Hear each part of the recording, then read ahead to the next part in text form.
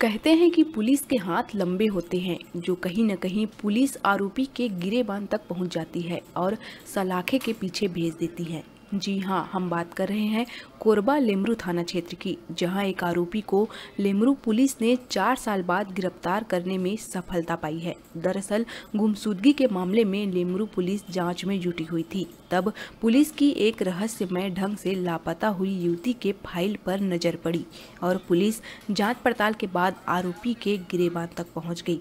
आज से 4 साल पहले आरोपी अंसेलम लकड़ा अपनी प्रेमिका की गला घोंटकर हत्या कर लाश को खाई में फेंक दिया था और आरोपी अपने आप को महफूज समझ रहा था। लेकिन कहते हैं ना कि आरोपी कितना शातिर क्यों न हो, कुछ न कुछ सुराग जरूर छोड़ जाता है। आरोपी को मोबाइल लोकेशन के आधार पर धर दबोचा गया। इस संबंध में मामला का खुलासा करते हुए एसपी जितेंद्र शुक्ला ने बताया कि आरोपी अपनी प्रेमिका को प्रेग्नेंट कर धोखा दे रहा था, जो शादी के बाद कहने पर युवती को मौत की नींद सुला दिया।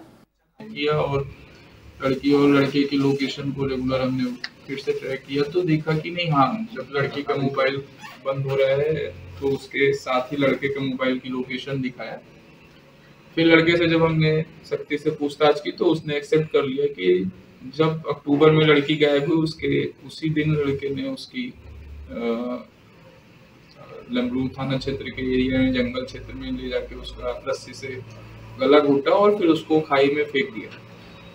उसकी निशानदेही पे कल फिर पुलिस पार्टी एफएसएल टीम के साथ जाकर वहां से मौका वारदात से मतलब नरकंकाल ने जब्त किया है और अभी हम उसको फॉरेंसिक जांच के लिए, डीएनए टेस्ट के लिए उसको हम ऊपर भेज रहे हैं।